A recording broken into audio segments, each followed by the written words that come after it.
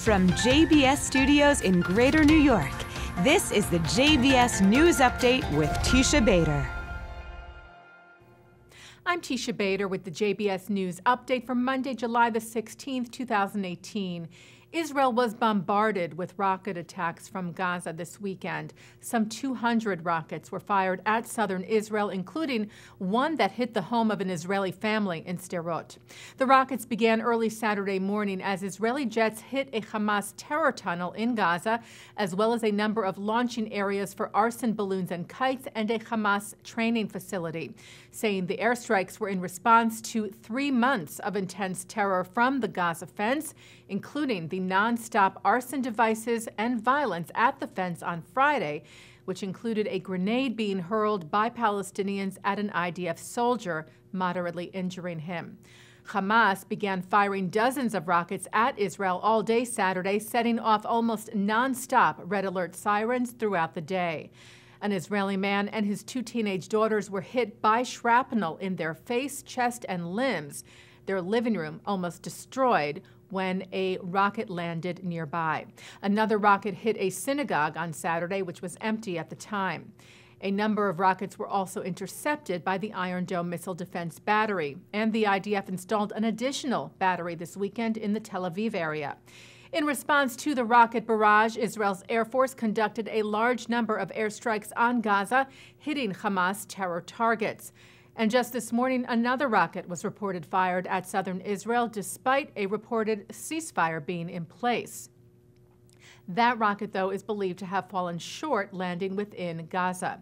On Saturday night, a ceasefire was said to have been brokered by Egypt and other international bodies, which brought some calm to the area. However, the arson devices have reportedly continued, with Hamas saying it does not see the kites and balloons as a breach of the agreement. Israel disagrees, and Prime Minister Benjamin Netanyahu toured the Gaza border today, meeting with local leaders in Sderot and visiting a kindergarten. He said these were difficult days, but Israel would ultimately defeat the terrorism from Gaza.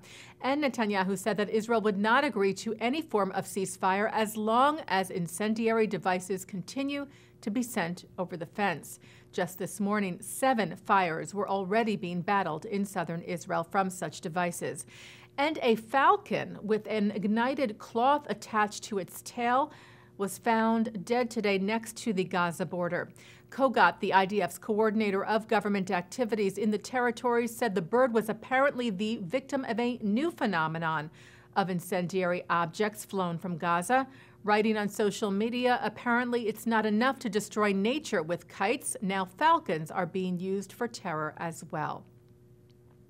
Looking at some other news, Prime Minister Netanyahu reached an agreement yesterday with Education Minister Naftali Bennett on a controversial clause to the nation-state bill, which is currently being considered in the Knesset.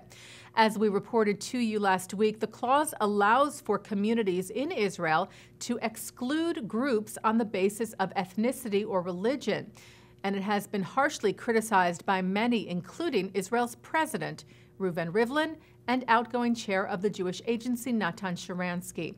And thousands of Israelis demonstrated against the clause and the bill Saturday night in Tel Aviv. The agreement reached by Netanyahu and Bennett reportedly changed the wording of the clause to one that promotes Jewish settlement as a national value. Netanyahu said he expects the bill to pass sometime this week. Well, the Episcopal Church rejected a measure to divest from Israel. The measure, called Ending Church Complicity in the Occupation, was initially approved by the church's House of Deputies, but later rejected by the House of Bishops during its General Convention last week in Austin, Texas. The bishop said the one-sided measure singled out Israel, punishing only one side with economic measures, ignoring Israel's attempts at genuine peace, and, quote, disregarding the predominant continuing responsibility of Palestinian leaders for the suffering of both Israelis and Palestinians. B'nai B'rith International thanked the House of Bishops for rejecting what they called an irresponsible and bigoted motion. A leading American sales and marketing software company has acquired an Israeli firm for a reported $800 million. Reuters reports that Salesforce signed an agreement with the Tel Aviv-based Datarama, an artificial intelligence marketing platform. And taking a look now at our programming for tonight on JBS for Monday, July the 16th. At 7 o'clock, it's the Wisdom of Dr. Ruth. Then it's more from the recent American Jewish Committee Global Conference in Jerusalem, with at 7:30 former Israeli ambassador to the UN Ron Prosor, former ambassador Salai Meridor, and Knesset member Ayelet Nachmias Verbin, who offered their perspectives on the U.S.-Israel relationship. Then Dr. Kurt Graham talks about the heroic contribution of President Harry Truman made to the infant state of Israel.